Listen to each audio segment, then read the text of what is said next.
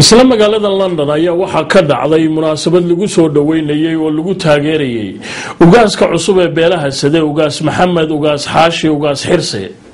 munaasabadaasi oo ay ka soo qayb galeen qaar fara badan oo kamida beeshaasi iyo Soomaalida kaleba waxa warbixintan mar kale inooga soo diray wariyahayaga Ibrahim Cumar Baafo kulankan oo isugu yimaadeen qaar kamida odayaasha dhaqanka siyaasiyiin aqoon-yahano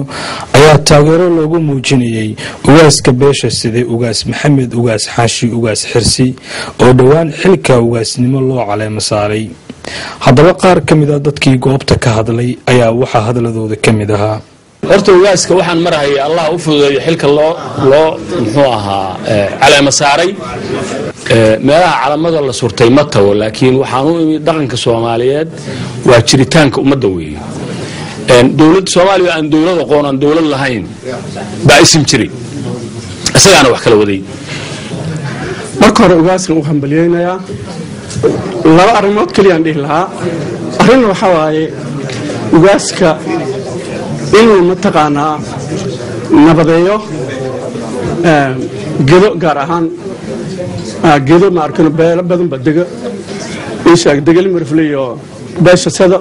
waxaan rajaynayaa dagaalo badan ayuu ka dhacay beesha inuu nabadeeyo waa u ducaynaynaa annagana waa garab taaganahay mid labaad waxaa soo socda baarlamaankii cusbaa ayaa soo socda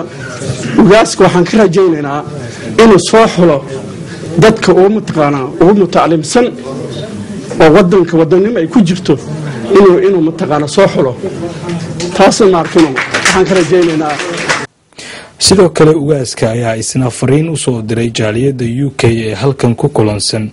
iyadoo fariintaasina uu soo gudbiyay Cabdiwali waa mid ugu horeysa wuxuu tacsi guud asagoo ku hadlaya magacii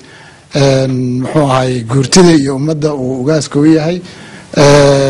u soo gudbinayaa dhammaan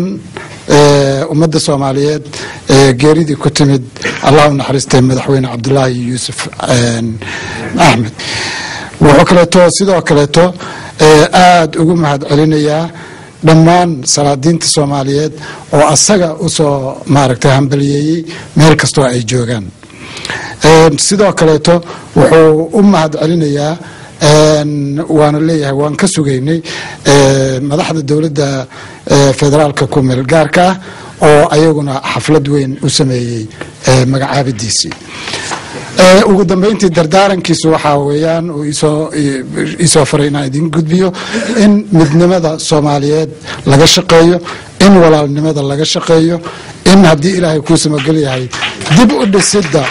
dawlad Soomaaliyeed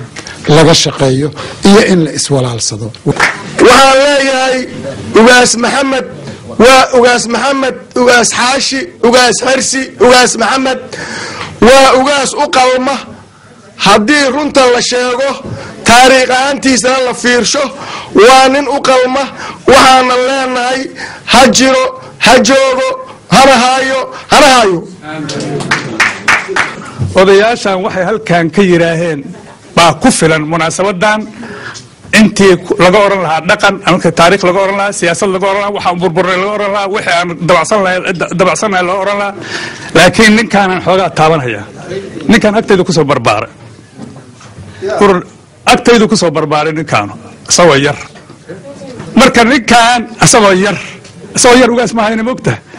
agteedu ku soo barbaaray xafiistiisa soo joogay xisbigii buu soo joogay gudiyo soo qabtay hawlo badan gobolada dhan buu soo kormeeray aqoon buu u leeyahay marka hadda ugaas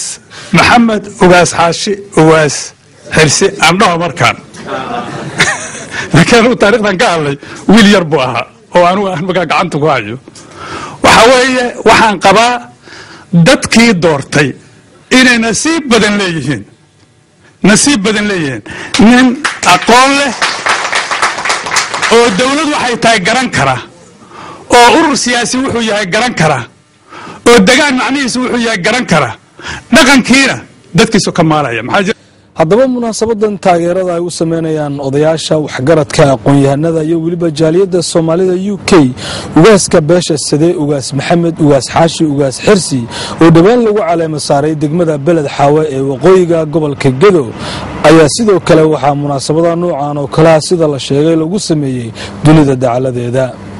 Ibrahim Umar Baafe, wararka Universal, London.